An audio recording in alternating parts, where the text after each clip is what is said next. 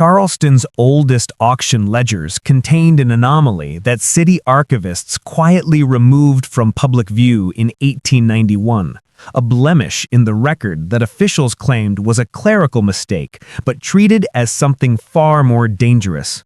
Among the thousands of transactions documented at Mallory & Sons auction house on Chalmers Street, one sequence stands impossibly alone. A single woman purchased 17 separate times by 17 different plantation owners across the Carolinas between March and November of 1844. Each sale commanded a higher price. Each buyer was a distinguished member of Charleston society. And each bill of sale described the same woman with the same striking physical features, including a birthmark too specific to be coincidence. Yet she appeared to move through these transactions like a phantom. Sold, reclaimed, resold, her presence leaving a trail of confusion and quiet ruin that no surviving correspondence ever fully explained. When the South Carolina Historical Society finally cataloged the documents in 1923, the entire bundle was locked away with a stamped note: restricted, governor's approval required, public interest concerns. Before recounting what occurred in Charleston that year, it is necessary to understand the city itself. In 1844, Charleston lived under a persistent haze. A strange fog rolled in from the harbor each morning, lingering through midday, swallowing the narrow alleys and brick facades in a gray that clung to the skin. The auction houses along Chalmers Street continued their daily rituals regardless, buying and selling human beings with the mechanical rhythm that had defined the city's wealth for generations. Mallory & Sons was among the most respected institutions of its kind, a three-story brick building where South Carolina's wealthiest men came to expand their labor forces for rice, indigo, and cotton enterprises stretching from the Low Country to the Midlands. Edward Mallory, age 43, managed the auction house with the same meticulous thoroughness that had once made him a respected bookkeeper. He kept ledgers as precise as medical charts, each entry capturing names, ages, physical descriptions, prices, buyer history, seller details, every scrap of data that courts or creditors might someday demand. 4 assistants supported him, inspecting the enslaved before auction, verifying documents, and ensuring each sale adhered strictly to state statutes. Mallory's reputation for accuracy made his ledgers the gold standard in Charleston, often referenced in legal disputes or estate settlements that required reliable evidence. Charleston itself sprawled elegantly along the peninsula where the Ashley and Cooper rivers met the Atlantic. Its grand families, the Retts, the Ladsons, the Bacotts, the Pinckneys, measured themselves not only by wealth, but by lineage, refinement, and social dominance. Slavery underpinned it all. The plantations that encircled the city generated fortunes so vast they seemed immutable, and enslaved laborers formed the backbone of that prosperity. Each spring brought the intense pressure of planting season, and with it a frenzied demand for labor. By March of 1844, Mallory & Sons was crowded daily with planters seeking to replace losses from disease, accident, punishment, or the brutal arithmetic of the slave economy. On the fog-shrouded morning of March 19th, something unusual occurred. A seller Mallory had never seen before arrived at the auction house. The man introduced himself as Silas Crowther, a factor representing an estate in Savannah undergoing dissolution. He carried papers documenting ownership of a woman purportedly kept as household staff. The woman stood slightly apart from the others awaiting sale. Poised, composed, her posture suggesting education far beyond the reach typically granted to the enslaved. Her expression was calm, practiced, unreadable. Mallory felt a faint unease that he could not justify, but he dutifully recorded her details. Approximately 27 years of age. Literate, skilled in French, music, needlework, experienced in managing household operations, and most notably, a birthmark on her left shoulder blade, 3 dots forming a perfect triangle, each the size of a pea.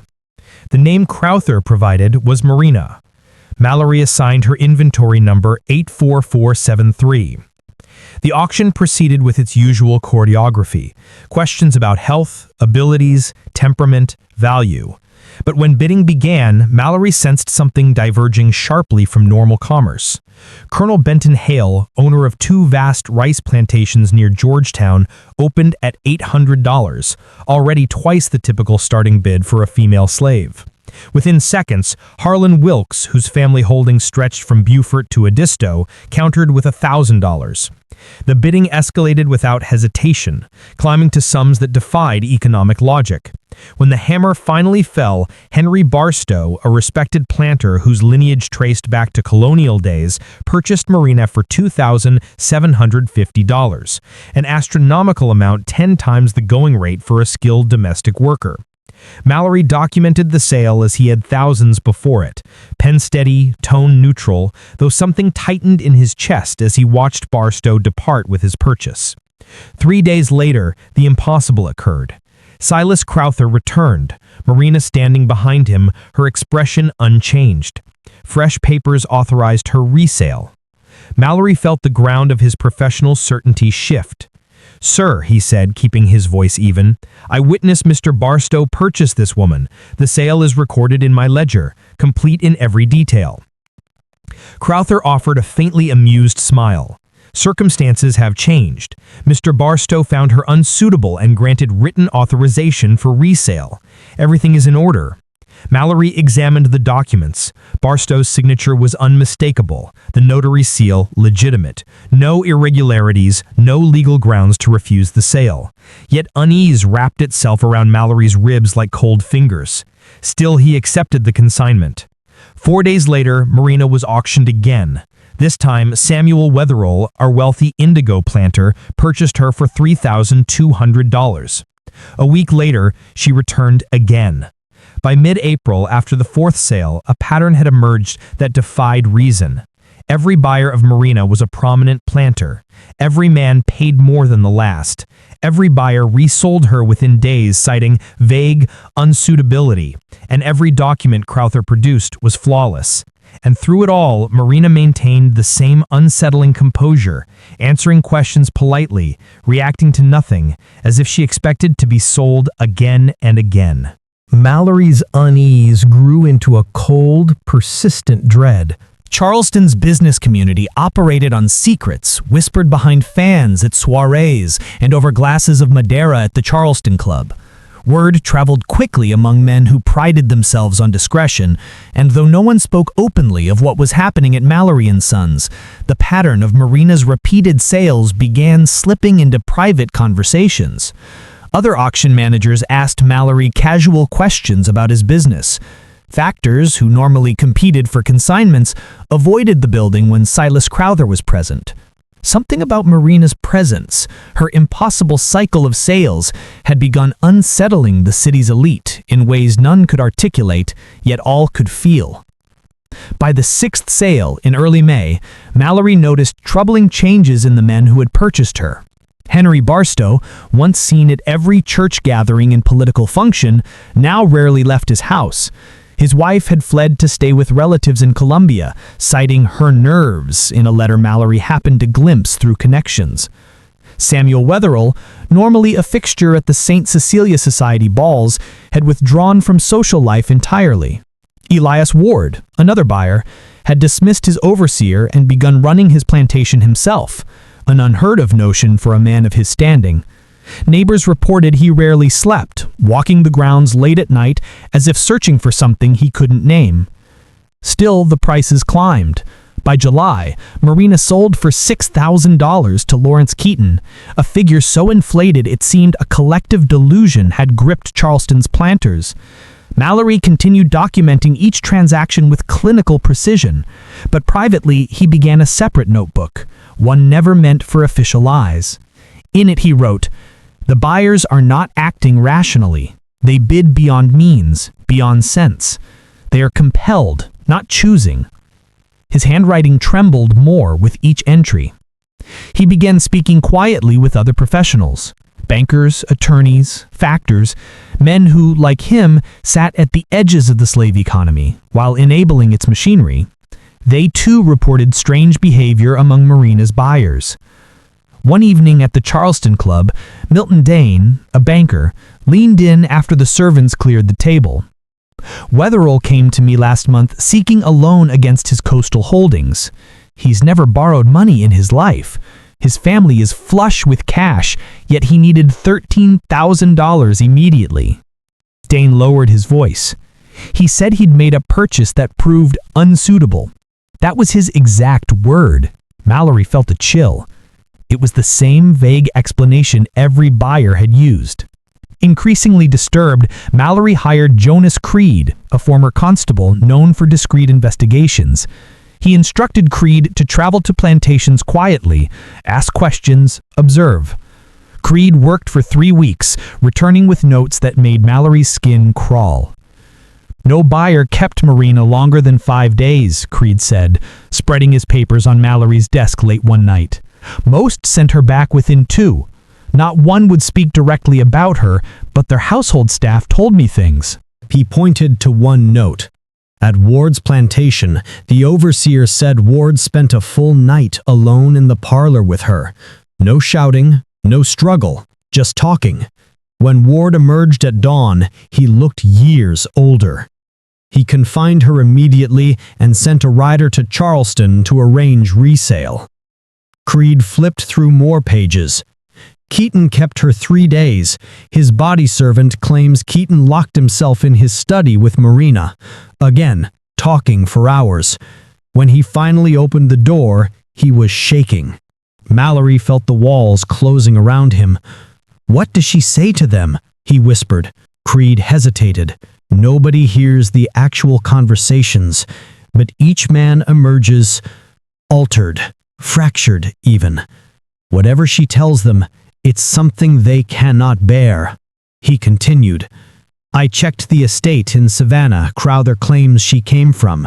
The Bromfield estate did dissolve earlier this year, but their records list only 12 enslaved men, no women, no Marina, no one matching her description, and certainly no one with that birthmark." Mallory's breath caught. "Then where did she come from?" Creed shook his head. "It's as if she didn't exist before March. No manifests, no estate records, no church logs, nothing." Before Mallory could respond, footsteps echoed in the hall. The building should have been empty. Mallory had locked the doors himself. The office door opened without a knock. Silas Crowther stepped inside, his expression calm, almost amused. "Good evening, Mr. Mallory. I see you've taken an interest in my affairs." Mallory rose, positioning himself between Crowther and the documents on his desk.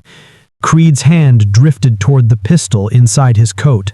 Crowther regarded them with mild curiosity. "Your questions cannot alter what must occur. There will be 19 sales in total. 17 have happened. 2 remain." Mallory swallowed hard. "How can you speak of this sequence as if it were predetermined?" "Because it is," Crowther said simply. "Every sale legal, every document valid, every buyer willing. The law has no quarrel with commerce proceeding as designed."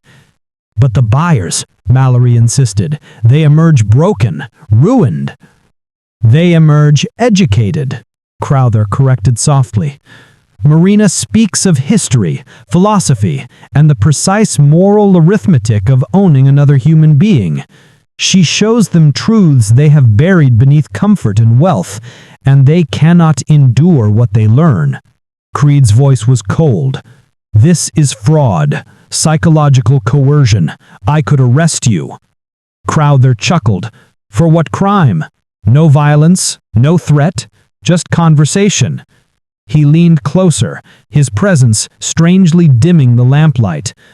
"The final buyers will receive exactly what they deserve, and then the cycle will conclude." He turned to leave, then paused. Prepare yourself, Mr. Mallory. Your role in this is far from finished." When the door closed, Mallory felt the weight of inevitability settle upon him like the oppressive Charleston fog.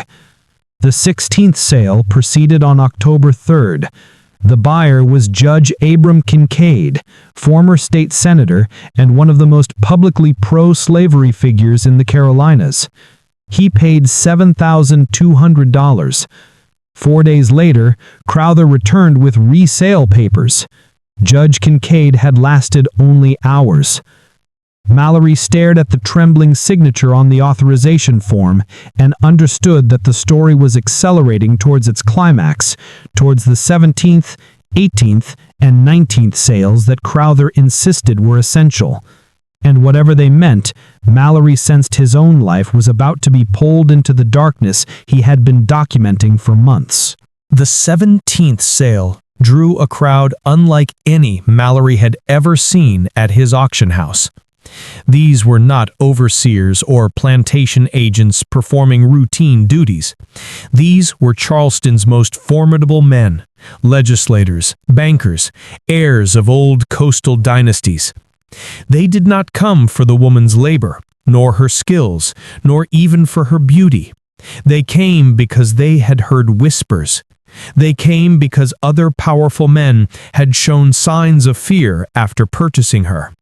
They came because ego demanded they prove themselves immune to whatever had broken the others. When the bidding opened at $5,000, the room erupted in a frenzy of voices. Mallory felt his pulse climb as numbers flew. 6,000, 7, 8, 9. Men who normally haggled over pennies now leapt thousands at a time, driven not by commerce, but by something Mallory recognized with dawning horror: the desperate pride of men unwilling to admit they feared a woman.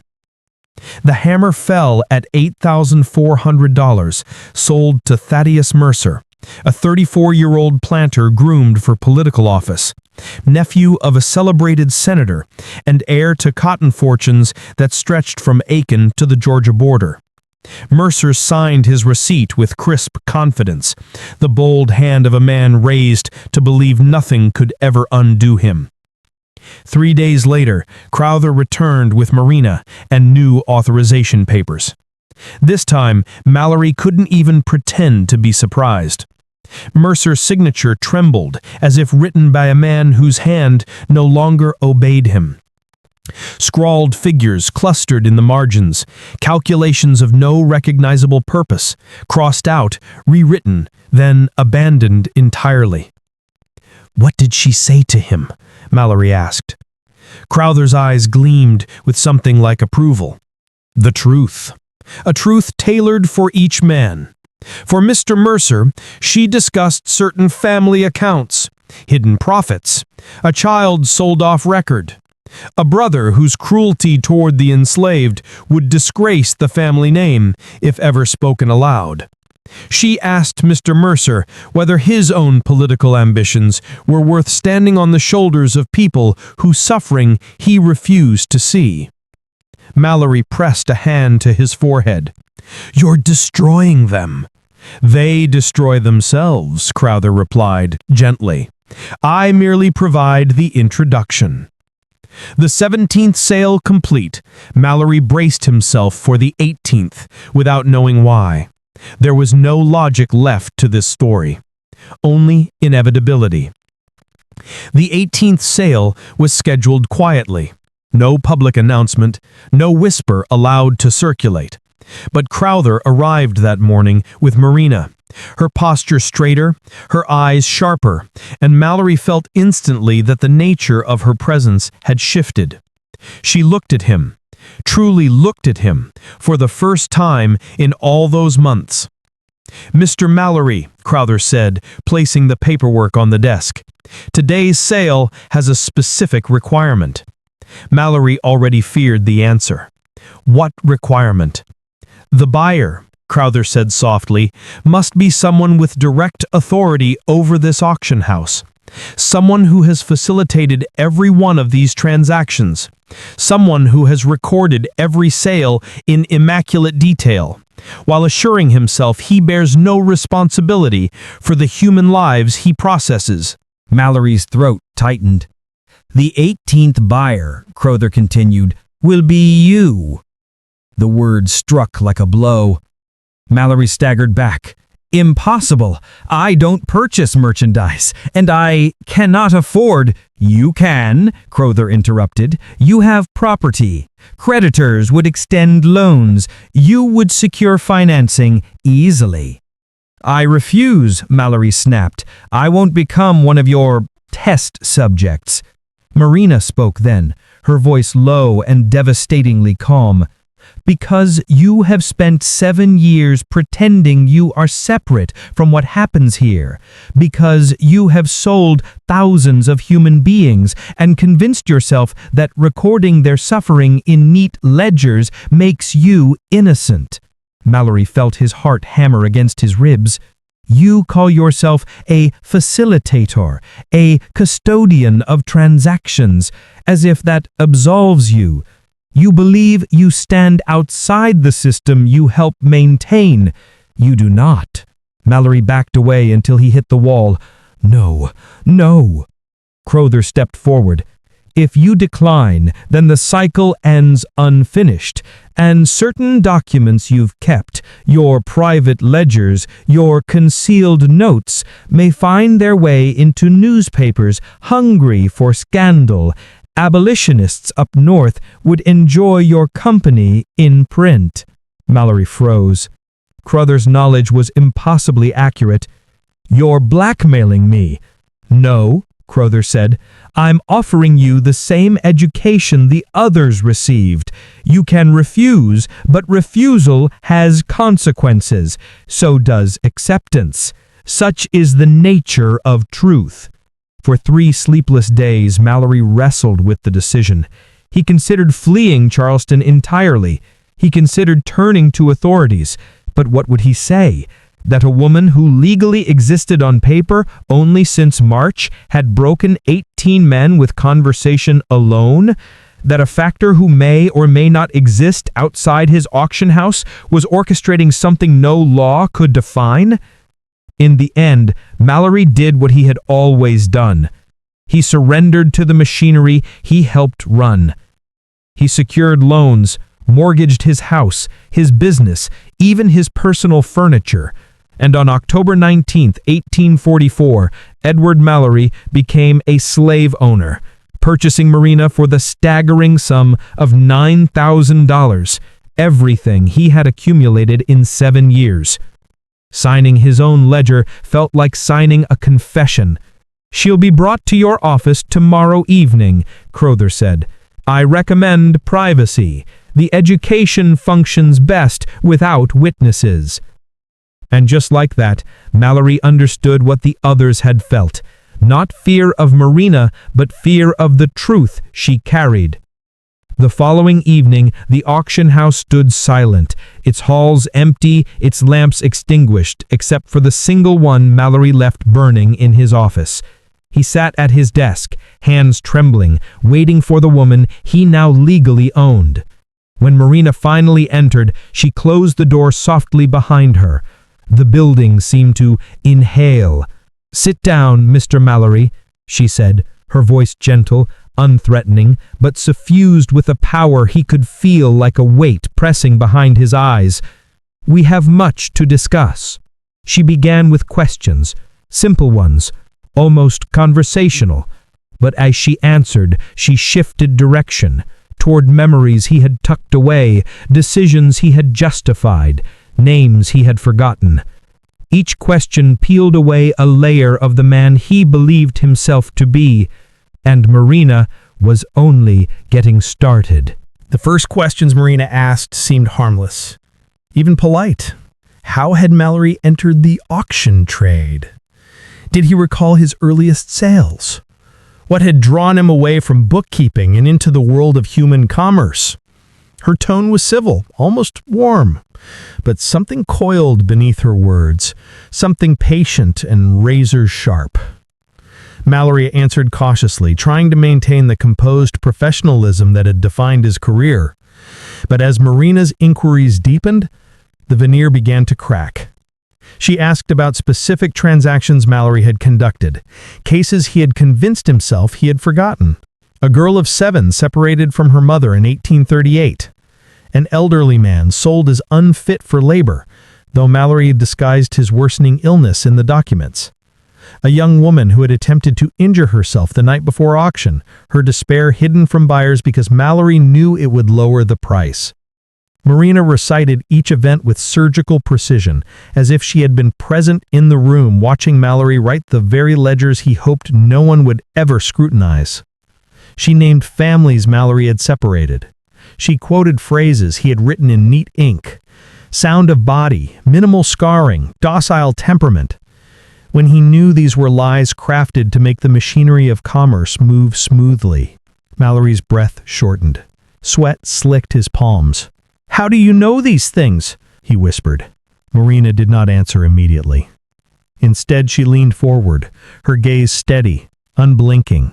"You have sold approximately 3,108 human beings over 7 years, she said softly. "Would you like to hear their names?" Before he could refuse, she began, one by one. A steady stream of names, ages, physical traits, family connections, injuries, talents, scars. Details Mallory himself had recorded, often without thought, without hesitation, without care. Names he had relegated to entries in books. Lives flattened into columns of ink. She spoke for an hour, then another and another. Mallory felt time dissolving.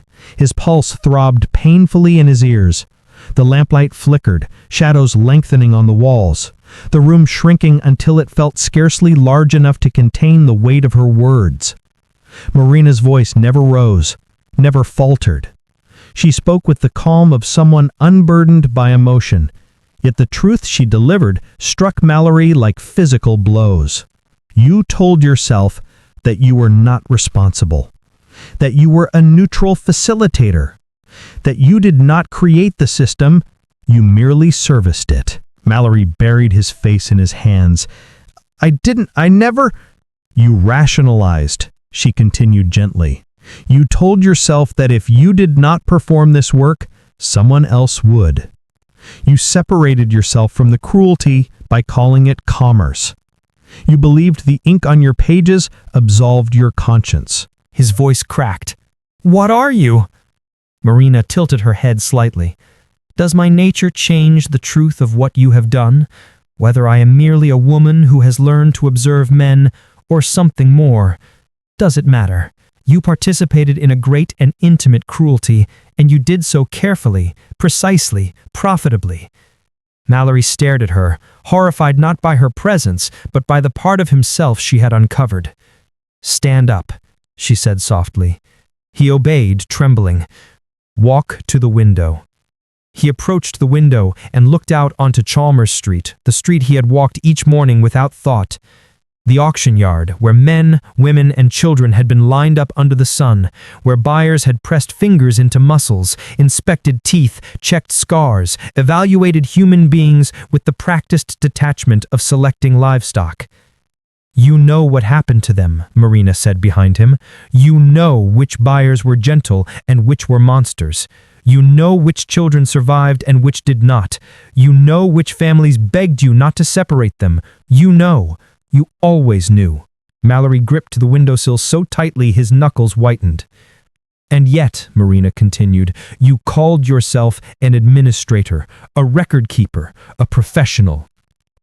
Mallory turned back toward her, tears forming in his eyes, though he did not feel them fall.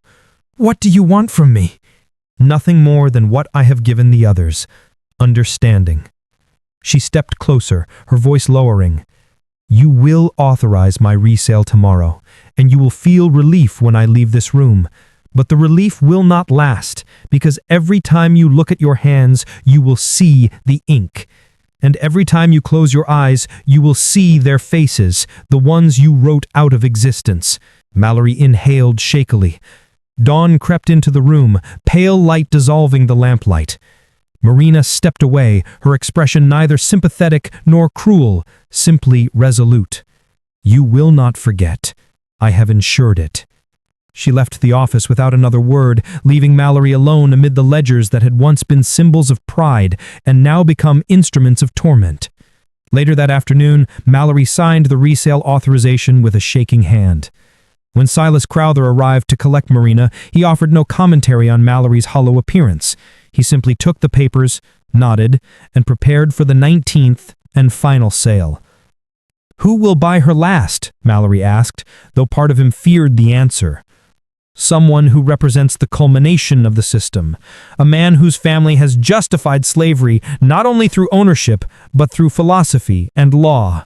Someone whose identity rests upon the belief that he is morally superior while benefiting from oppression." Mallory stared at him. "And after the 19th sale?" Crowther's mouth curved into a small, unreadable smile. "After that, Mr. Mallory, the education concludes." For days, Mallory drifted through his routine at the auction house like a sleepwalker. He opened the same ledgers, greeted the same clients, spoke the same practiced phrases, but everything was different. The figures he recorded no longer resembled neutral data. They were scars, they were confessions, they were indictments. The faces Marina made him remember appeared everywhere, in the ink, in the empty yards, in his dreams.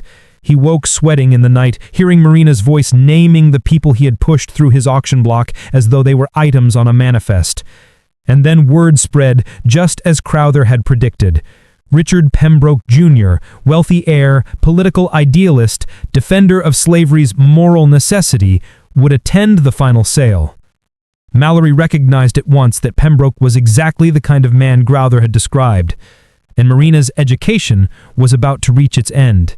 The final auction was scheduled for October 26th, and though Mallory tried to conduct business as he always had, the atmosphere inside the three-story brick building felt charged with a tension so heavy it pushed against his lungs. He had attempted to keep news of the 19th sale quiet, but Charleston had a way of knowing things it was never told. Long before the doors opened, men gathered outside. Not the usual buyers, but Charleston's elite, the ones who rarely dirtied their shoes at slave marts. The ones whose fortunes were large enough to insulate them from the uglier mechanics of the system they defended. They filed into the auction room with stiff collars and colder expressions. Mallory recognized faces usually seen only at the Charleston Library Society, the docks of the East Bay counting houses, the pews of St. Philip's. Men who had written pamphlets declaring slavery the bedrock of civilization. Men who financed entire plantations they never visited. Men whose reputations would crumble if anyone suspected fear or doubt or even curiosity about what had unraveled the confidence of 18 others. Yet they were here, waiting for Marina. By mid-morning, the room was packed, murmurs slipping like the nervous currents through the crowd. Some men glanced toward the doorway every few seconds, others spoke in low voices, pretending nonchalance. At the back of the room stood several men Mallory recognized, previous buyers. They kept to the shadows, their skill at masking emotions betrayed only by rigid jawlines and hands clasped too tightly behind their backs. When Marina entered, accompanied by Silas Crowther, the temperature in the room seemed to dip a few degrees. Even Mallory felt it. Marina walked with the same poised neutrality she had carried through 18 sales, but her gaze swept the room with a clarity that made some men straighten their shoulders unconsciously, like students caught unprepared. The crowd's reaction was immediate, not lust, not even admiration, but something heavier. Dread mixed with fascination, as if they were witnessing not a woman but the embodiment of a question none of them dared to articulate. Mallory took his place at the front beside the platform, opened a fresh page of his ledger, and realized his hand was trembling so badly he had to steady it against the desk. "Gentlemen," he began, his voice echoing off the brick walls with practiced authority. "We proceed with the sale of inventory number 84473. He recited Marina's description exactly as he always had. Her age, her skills, her literacy, her fluency in French, the triangular birthmark. He did not mention the 18 prior sales. He did not need to. Every man in the room knew. Bidding opens at $5,000. A heartbeat passed, and then the room exploded. 6,000, 7, 8, 9, 10. The bids came so rapidly they overlapped, each man shouting to outvoice the next.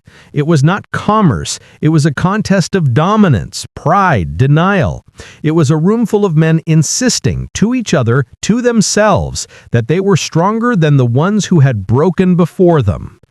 When the bidding reached $12,000, a hush fell as Richard Pembroke Jr. stepped forward from the middle of the room. He was impeccably dressed, every inch the portrait of Charleston aristocracy.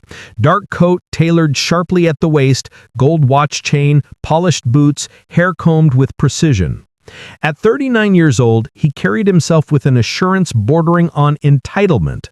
His family was known for its intellectual defense of slavery, its treatises, its speeches, its unwavering tone of moral superiority. 15,000, Pembroke said, not raising his voice, merely claiming the room. A ripple of shock spread through the crowd. Another bidder attempted 16, his voice uncertain, strained. But Pembroke did not hesitate. 17,000. Silence. No one challenged him, not because the others lacked money, but because Pembroke had staked something more than wealth. He had invoked his lineage, his intellectual pride, his family's legacy. To bid against him now would be to invite a private war, one no reasonable man wanted. 17,000, Mallory repeated, unable to keep the tremor from his voice. Going once. Going twice. Sold to Mr. Richard Pembroke Jr. The hammer fell. Mallory felt as though the wooden sound cracked open something in the air. Pembroke approached the desk and signed the purchase documents with his precise, assertive handwriting and handed the papers back without looking at Mallory. "Have her delivered to my estate by nightfall," he said. "Yes, sir," Mallory replied, though his voice barely carried. As Pembroke exited, the crowd parted for him, stepping aside not out of respect, but unease. When they were gone, only Marina, Mallory, and Crowther remained near the platform. Marina turned to Mallory, her gaze softer now, though no less penetrating. "You understand the purpose now," she said. "You know what these months have been." Mallory swallowed hard. "Education?" "Correction," she said. "The others learned pieces. You learned the system entire. Each man received the truth he most needed. You received the truth you most avoided." Mallory felt his throat close. "What will happen to Pembroke?" "The same thing that happened to the others. He will learn.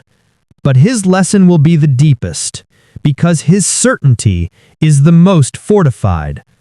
She was escorted out soon after, bound for the Pembroke estate. Mallory arranged the transport with mechanical efficiency, though every movement felt weighted with dread. She left the premises without looking back. The next morning, whispers rushed through Charleston like wildfire. Servants at the Pembroke estate claimed their master spent the entire first night in conversation with Marina. Hours passed. The sun rose. Pembroke still had not slept. Then came reports of raised voices, not angry exactly, but desperate, as if Pembroke were defending himself against an invisible judge. No one could hear Marina's side of the exchange. Her voice was too soft, too measured. On the fourth day, a messenger arrived at Mallory's office carrying a letter whose handwriting was barely recognizable. "Mallory, she is unsuitable. Remove her at once. I don't care about cost. Just remove her." Before Mallory could even react, another messenger arrived bearing different documents, manumission papers, bearing Pembroke's trembling signature. Richard Pembroke Jr. had freed Marina. The news cracked through Charleston like thunder.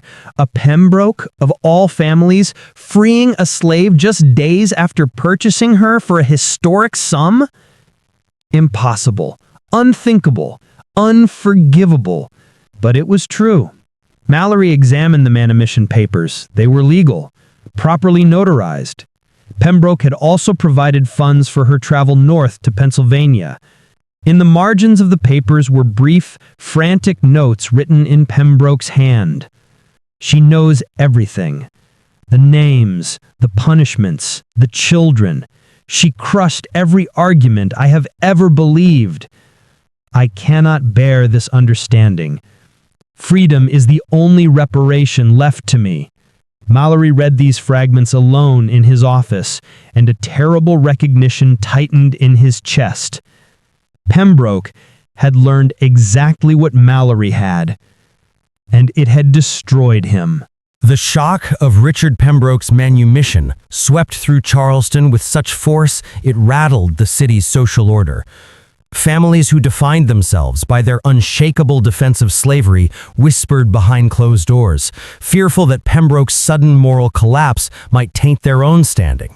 His relatives released carefully worded statements insisting he'd been suffering from exhaustion, overwork, or perhaps an unnamed fever. But none of them believed their own excuses.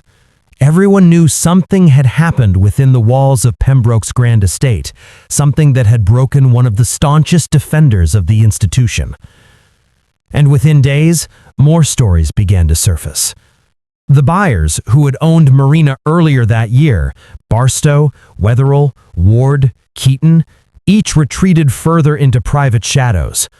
Barstow sold one of his plantations and moved into a modest townhouse, barely speaking to acquaintances. Wetherill freed 6 enslaved people without explanation. Ward stopped attending church altogether. He could no longer sit through sermons that praised the social order he now understood as rotted at the core. Keaton dissolved a profitable partnership he had cherished for 20 years, claiming he could no longer participate in business built on other people's pain. None of these men spoke openly. They couldn't. To admit that a woman they purchased had dismantled their convictions with conversation, that she had overturned decades of intellectual certainty, would have made them the subject of ridicule, insult, or worse. And yet their behavior offered proof no denial could disguise. But for Mallory, watching these men unravel was not a spectacle, it was a mirror. He continued his duties at the auction house, but the work had become unbearable. Each time he opened a ledger, he felt Marina's voice like a blade sliding carefully between ribs. The columns of figures he had once admired for their neatness now seemed obscene. Every number was a person, every entry a wound, every transaction an accusation. He could no longer distance himself from what he had done, or from the voices of the people he had once sold. Sometimes while writing, he would pause, unable to continue, as the memory of a name clawed suddenly to the surface. A boy with a scar near his left eye, a mother whose screams he had ignored, a man who asked only for his family not to be separated. He would close his eyes and see them standing behind him in the dim office light, their faces illuminated by the lamplight, their gazes unblinking. Sleep became elusive. His dreams were filled with Marina's calm voice reciting the names of the 3,108 people he had sold. Sometimes he jolted awake gasping, certain she was in the room with him, still speaking, still teaching. It was in this fragile state that Jonas Creed visited him. "You look worse every time I see you," Creed said, pulling up a chair in Mallory's office late one evening after the auction house had closed. "What happened between you and that woman has gutted you, Thomas." Mallory rubbed a hand over his face. His skin felt papery, fragile. "She made me count them," he said quietly. "Every one I ever sold. She knew them all. Details I had forgotten, or deliberately chosen not to remember." Creed shook his head. "That's not possible. That's 7 years of sales." "She remembered anyway," Mallory insisted. "A girl named Lydia, 8 years old, sold away from her mother in 1839. A man named Jacob with a healed fracture I concealed. A woman named Rebecca who begged me not to sell her to a certain buyer. I sold her anyway. Marina told me what happened to her afterward. Creed stared at him, troubled. Thomas, the things you're describing, she couldn't know. Not unless what? Mallory's voice quivered. Not unless she is something more than a woman who just appeared in March? Not unless Crowther is something more than a factor? Not unless we have misunderstood everything that's happened for 8 months. Creed fell silent. Mallory continued. Richard Pembroke wrote in his notes that she dismantled every argument he ever made to defend slavery, one by one, precisely. She made him confront the truth, and it broke him, just like it broke the others. Creed folded his arms. What happens now? Mallory stared at the window, watching fog settle across the street like a shroud. There will be no 20th sale. 19 was always the number. 19 of what? Creed pressed. Students, Mallory whispered. Lessons. Days passed. Pembroke's decline accelerated. His health withered. His hair grayed within weeks. His family brought physicians, pastors, anyone who might restore him, but nothing eased the weight he carried. In December, he did the unthinkable. He sold the majority of his plantation holdings, thousands of acres, hundreds of people, at drastically reduced prices. The Pembroke dynasty, once seemingly impervious, collapsed in slow, public humiliation. Some said he had gone mad. Others said he was dying. Most simply avoided him, afraid of catching whatever crisis of conscience Marina had inflicted. By year-end, Pembroke had taken a portion of the sale proceeds and funded a small educational trust for free black children in Charleston. The scandal was enormous, the whispers venomous. His relatives tried to disavow his actions, but his signature was clear and legal. He died in March of 1847, at 44 years old. His death certificate read, heart failure. Those who knew him believed his heart had failed long before, in the moments Marina had forced him to see who he truly was. As for Marina, she vanished from public record after Pembroke freed her and financed her travel north. Mallory attempted to track her movements out of a nameless compulsion.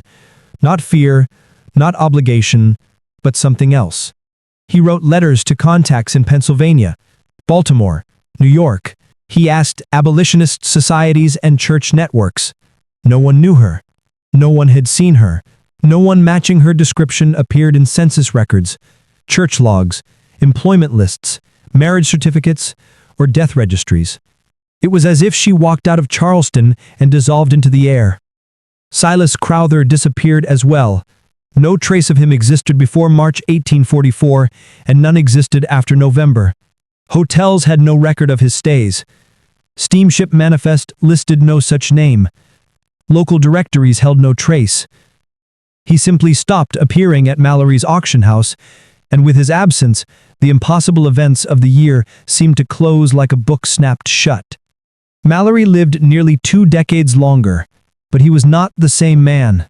His career collapsed slowly, not because he lacked clients, but because he could no longer perform the work without trembling. He moved to Baltimore in 1849, hoping distance might restore his peace, but found no rest.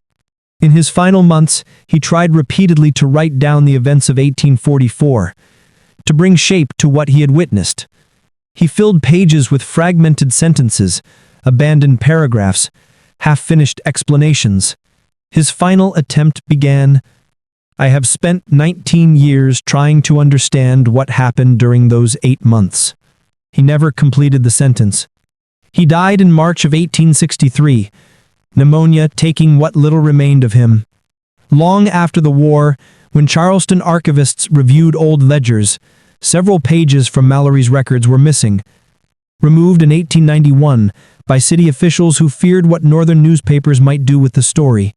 The pages detailed Marina's 17 sales, the impossible pattern, the names of the men undone by her presence. They remain sealed in restricted archives to this day. Researchers who specialize in antebellum Charleston sometimes whisper, carefully and off the record, about gaps in the archival record, ledgers that end abruptly, inventories too complete in every other year but mysteriously fragmented in 1844. They mention, with uneasy smiles, hints found in private letters, estate settlements, or stray diary entries that escaped the city's quiet purge. The anomalies surface like submerged debris after a storm. Pieces of a story officials have insisted for more than a century does not exist.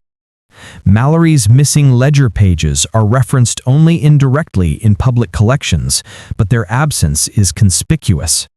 No other auctioneer of his meticulous reputation left multi-month gaps, and yet, in the archived correspondence of plantation attorneys or Charleston club members, one sometimes finds veiled allusions. That peculiar matter involving the Mallory woman. The series of sales we are not to speak of again. The one who turned the gentlemen inward against themselves. Most historians attribute these cryptic references to rumor or exaggeration. They argue clerical error, misidentification, or perhaps a clerical assistant who repeated numbers by mistake. They point out, reasonably, that no single person could be sold 19 times in 8 months without the entire city noticing. They claim such a pattern would defy every legal, logistical, and economic norm of the period. But then they admit, quietly, sometimes reluctantly, that Charleston in the 1840s was a place where the improbable and the unspoken coexisted easily. It was a city practiced in ignoring what it did not wish to acknowledge, a city where entire lives vanished between auction blocks and plantation fields without leaving a trace. A city where the wealthy insisted the world made perfect sense even as its foundations trembled with contradictions. And so the story of Marina persists in that liminal space between truth and myth, too documented to dismiss, too impossible to accept. The last confirmed document related to her is Richard Pembroke Jr.'s manumission order. The signature is authentic, the notary legitimate, the funds verifiable. After that, the world loses her. No northern census lists her, no church registers, no Freedmen's Bureau documents. It is as though she stepped beyond the reach of record-keeping, as if the purpose that bound her to Charleston dissolved the moment she left. But the men she touched did not vanish. Their transformations rippled outward, subtle but unmistakable. Henry Barstow lived out his final years in modest obscurity, having surrendered the plantation that had once defined him. His wife never returned to him.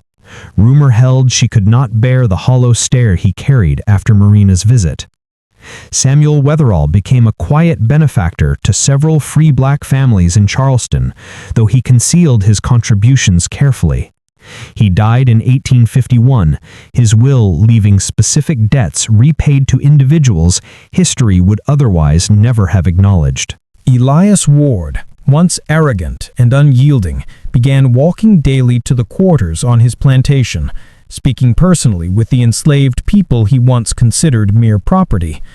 Some claimed he apologized to them, an unheard-of act for a man of his generation. Ward died in 1853 from fever, but his estate records showed unusually humane treatment of his laborers in his final years. Lawrence Keaton withdrew from society entirely. He sold his lands and moved inland, far from Charleston's polished parlors. He lived reclusively until 1860. Those few who visited him said he spent long hours writing in journals, though none were found at his death. Judge Abram Kincaid's reputation disintegrated after Marina's conversation with him. He withdrew from public life almost overnight. Scandalous whispers circulated about the content of their exchange, whispers of personal cruelty he had hidden behind eloquent speeches defending state rights and Southern honor. He died penniless in 1846, his political legacy dismantled by the very truths he had refused to face. And then there was Richard Pembroke Jr. His collapse was the most spectacular. His family tried to suppress the manumission documents, but it was impossible. Too many clerks had seen them. Too many officials had handled them. Pembroke released hundreds of people from his estates in the months before his death. He dismantled the plantation system his ancestors had built brick by brick. The intellectual fortress his family had erected over generations broke apart under the weight of truths he could not unlearn. Even after the Civil War, former Pembroke slaves, now freed people, spoke of him in hushed, bewildered tones. Something happened to him, they said. Something that made him see us. Some believed he had gone mad. Some believed he had finally become sane. Mallory, however, outlived most of the others, and with his survival came the quiet burden of memory.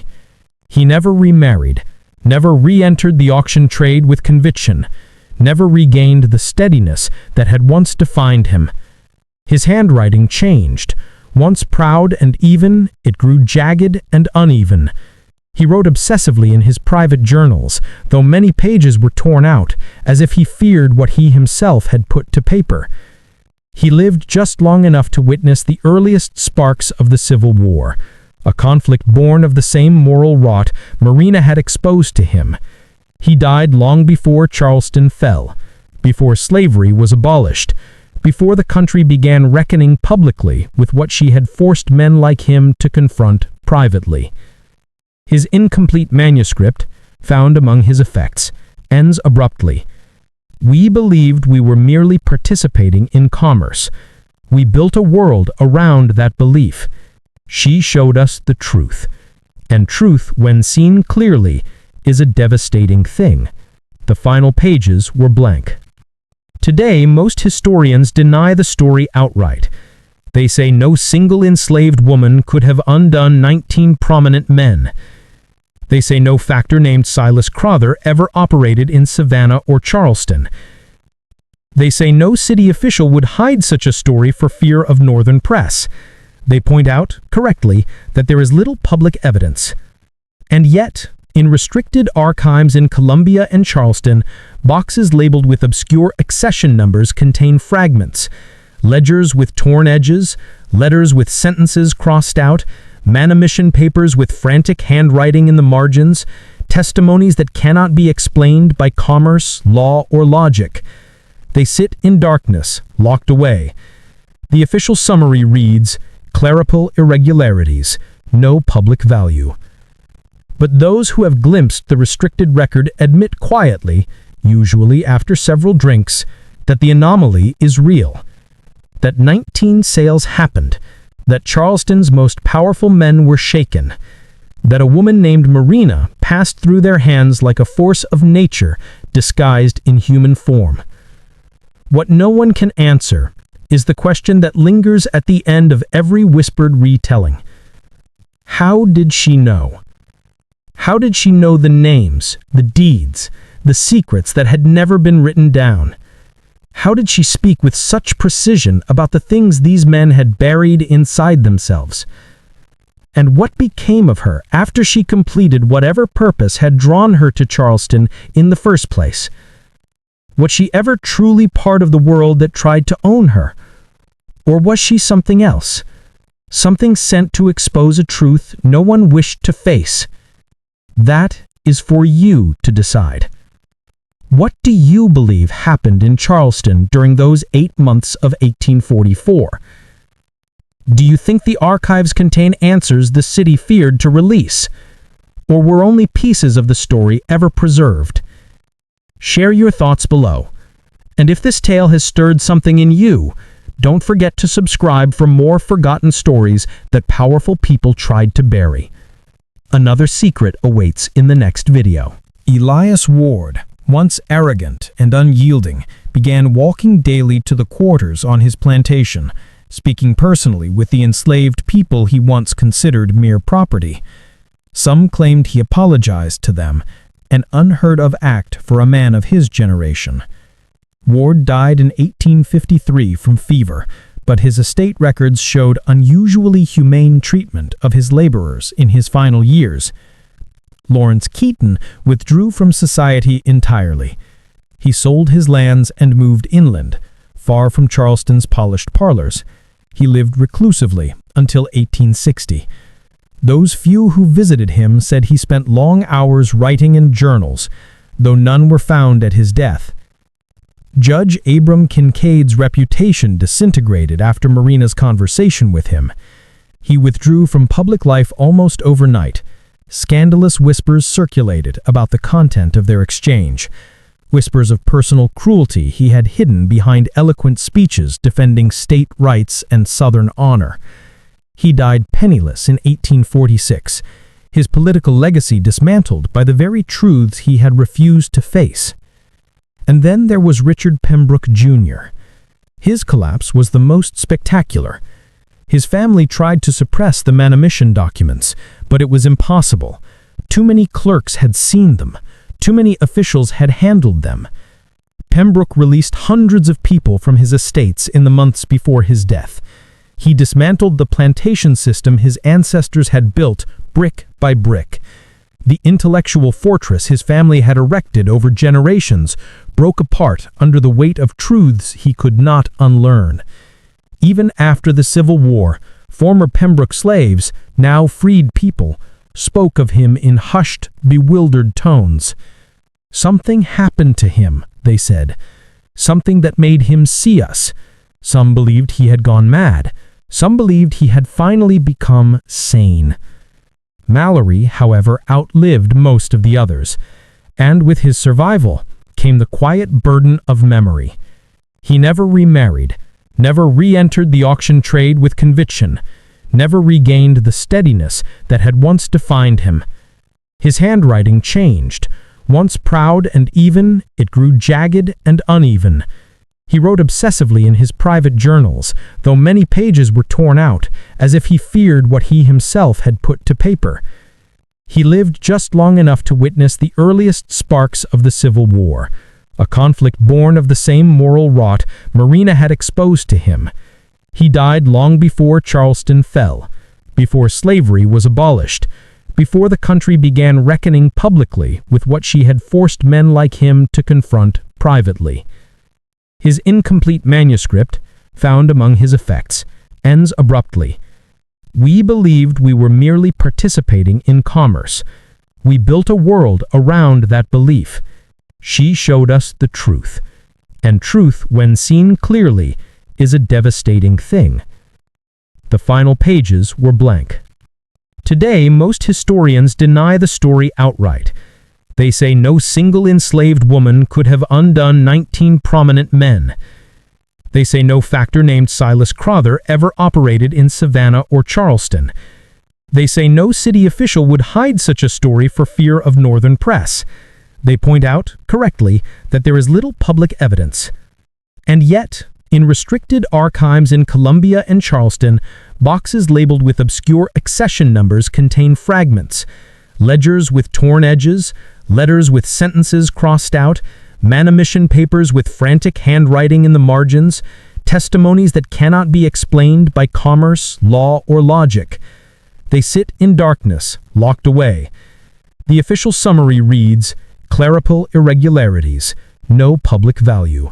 But those who have glimpsed the restricted record admit quietly, usually after several drinks, that the anomaly is real.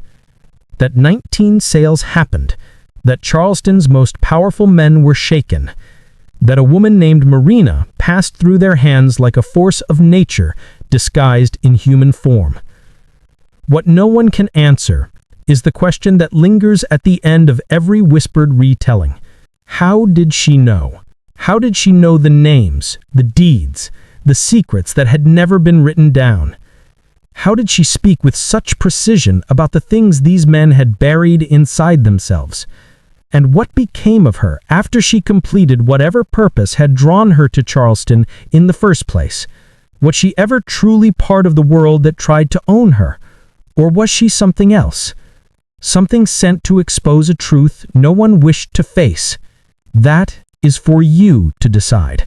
What do you believe happened in Charleston during those 8 months of 1844? Do you think the archives contain answers the city feared to release?